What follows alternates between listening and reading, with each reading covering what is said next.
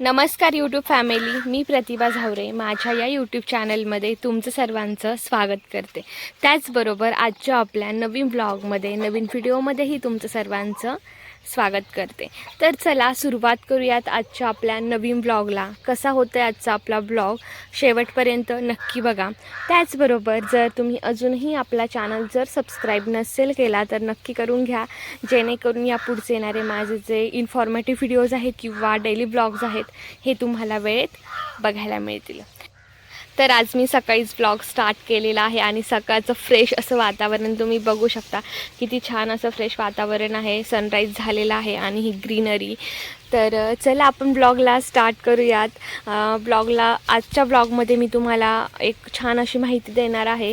तर ती म्हणजे की वर्षभरातून एकच दिवस असा असतो की ज्या दिवशी आपण आपल्या घराची दृष्ट काढतो, नजर काढतो. तर तो दिवस म्हणजे होळीचा. तर उद्या होळी आहे.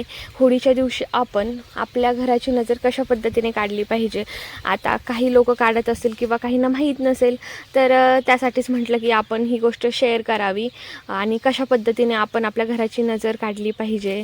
होळीच्या पवित्र अग्नीमध्ये आपण कशा पद्धतीने पुढच्या विधी पूजा केल्या पाहिजेत हे मी तुम्हाला सांगणार आहे. तर चला आपण ब्लॉगला स्टार्ट करूयात. व्हिडिओ तुम्ही शेवटपर्यंत व्यवस्थित बघा की जेणेकरून तुम्हाला समजेल. अगोदर मी ह्या पिल्लांना सोडते, कारण मी बराच वेळ झाला बघते यांना. यांची इतके वेळापासून चिवचिव चालू, यांना जाळीच्या बाहेर निघण्याची इतकी घाई झालेली आहे. तर यांना अगोदर सोडते. छोटे छोटे छान अशी क्यूट पिल्लं आहेत.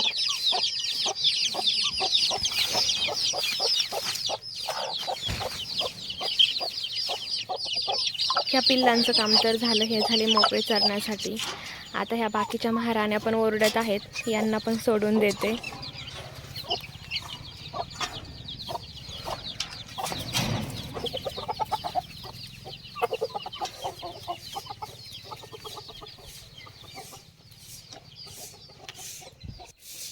ह्याची शायनिंग तर बघा बाहेर आल्यानंतर.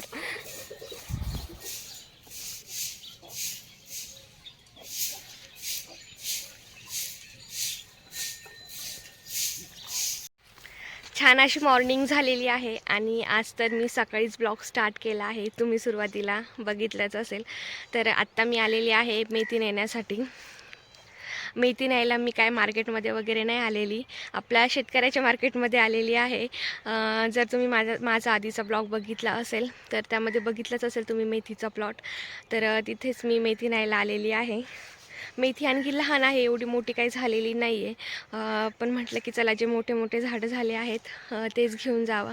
कारण काल जेव्हा मी इकडे आले होती त्यावेळेस मी मेथी बघितली, त्यावेळेसच मला घेण्याची खूप इच्छा झाली होती. पण ऑलरेडी भाजी बनवली होती, त्यामुळे म्हटलं की नको, उद्या सकाळीच घेता येईल.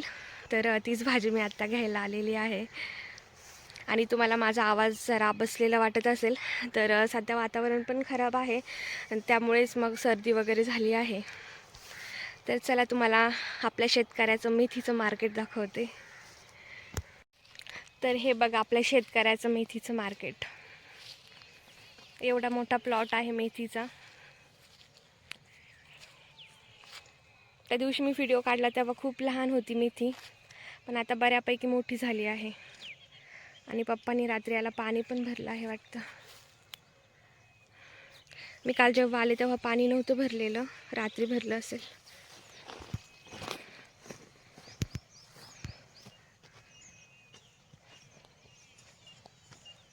हे बघू शकता, इथे मोठी झाली आहे मेथी.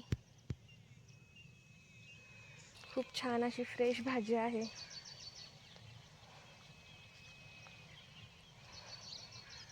मी काल जेव्हा इकडे आले होते तेव्हाच मला ही भाजी तोडण्याची खूप इच्छा झाली होती, पण म्हटलं की नको, उद्या सकाळी चांगली फ्रेश अशी भाजी नेता येईल.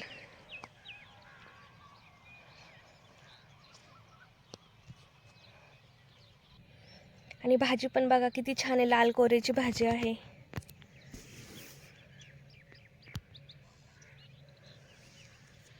तर आता ही भाजी मी उपसूनच घेते, कारण भाजी मार्केटला न्यायची आहे, त्यामुळे ठेवून काही फायदा नाही आहे. खुडून घेऊन आता मी घरी जाऊनच हिला साफ करेल.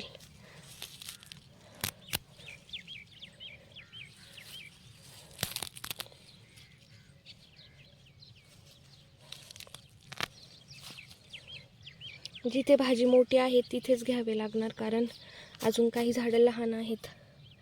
खुडून घेतली असती तर आली असती, पण खुडून घेऊन आता काही फायदाच नाही भाजीचा.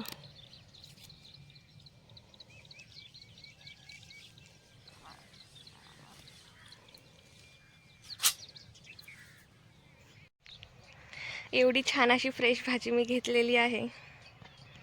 बघू शकता किती छान दिसते, फ्रेश एकदम. आणि रात्री पाणी भरल्यामुळे तर अजूनच चांगली झाली आहे. तर आता मेथीची भाजी, हा मेथीचा प्लॉट जोपर्यंत संपत नाही तोपर्यंत आता मेथीची भाजी तर माझी रोजचीच झालेली आहे. आणि तसंही प्रेग्नेन्सीमध्ये मेथीची भाजी खाल्लेलं खूप चांगलं असतं आणि मेथीची भाजी माझी खूप जास्त फेवरेट आहे. त्यामुळे आता जोपर्यंत प्लॉट संपत नाही तोपर्यंत मेथीची भाजी तर रोजच असणार. तर चला आता मी पटकन जाऊन मेथीची भाजी बनवते छानपैकी. आणि तुम्हाला माझे ब्लॉग्स बघायला आवडतात का नक्की कमेंटमध्ये सांगा, कारण आता माझं कुठे बाहेर येणं जाणं होत नाही. त्यामुळे तर तुम्हाला इथलेच ब्लॉग्स बघायला मिळणार आहेत. तर भाजी पण बनवून रेडी आहे एकदम गरमागरम. तर अशी शेतातली ताजी भाजी तोडून आणून ती बनवून खाणं, यात एक वेगळीच मज्जा आहे, एक वेगळं सुख आहे. तर या तुम्ही पण जेवण करायला. आणि मी सुरुवातीला बोलले होते की मी तुम्हाला छान अशी एक इन्फॉर्मेशन सांगणार आहे, एक छान अशी माहिती सांगणार आहे. तर ती माहिती म्हणजे की आता उद्या होळी आहे आणि होळीच्या दिवशी ही गोष्ट बाकीचे लोक करतात की नाही माहीत नाही, काही करत असतील, काहींना माहीतही नसेल.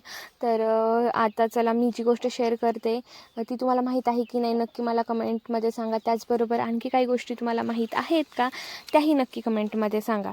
तर होळी हा जो सण आहे हा वर्षभरातून फक्त एकदाच येतो. तर वर्षभरातून एकच दिवस असा असतो की ज्या दिवशी आपण आपल्या घराची दृष्ट काढतो, नजर काढतो. तर आपण होळीच्या दिवशी आपल्या घराची नजर कशी काढली पाहिजे हेच मी तुम्हाला सांगणार आहे. तर काय करायचं आहे तुम्हाला की आपण जो होळीमध्ये नारळ अर्पण करत असतो तर तोच नारळ घेऊन काय करायचं आहे की आपल्या घराच्या चारही बाजूंना तो नारळ फिरवायचा आहे, चारही कोपऱ्यांना लावायचा आहे. आणि नारळ फिरवत असताना असं बोलायचं आहे की माझ्या घराला कुणाची वाईट नजर लागलेली असेल किंवा माझ्या घरातल्या माणसांना कुणाची वाईट नजर लागलेली असेल तर ती नाहीशी होऊ दे. त्याचबरोबर काही कारणास्तव जर बॅड एनर्जी आपल्या घरामध्ये आलेली असेल, निगेटिव्हिटी आलेली असेल तर ती सर्व नष्ट होऊ दे असं म्हणून हा नारळ होळीच्या पवित्र अग्नीमध्ये आपल्याला अर्पण करायचं आहे. आणि नारळाचं महत्त्व तर सर्वांनाच माहीत आहे. नारळ हे जे फळ आहे हे एक दृष्ट एनर्जी असेल, बॅड निगेटिव्हिटी असेल, हे शोषून घेण्यासाठी सक्षम असते, समर्थ असते. तर नारळ तुम्हाला आपल्या होळीच्या पवित्र अग्नीमध्ये अर्पण नक्की करायचं आहे. तर होळीच्या माझ्याकडून तुम्हाला सर्वांना खूप खूप शुभेच्छा. कसा वाटला तुम्हाला आजचा व्हिडिओ नक्की मला कमेंटमध्ये सांगा. त्याचबरोबर नेक्स्ट व्हिडिओ तुम्हाला कोणता बघायला आवडेल, कोणती माहिती हवी असेल तर नक्की मला कमेंटमध्ये सांगा. त्याचबरोबर जर तुम्ही अजूनही आपला चॅनल जर सबस्क्राईब नसेल केला तर नक्की करून घ्या, जेणेकरून यापुढचे येणारे माझे जे व्हिडिओज आहेत हे तुम्हाला वेळेत बघायला मिळतील.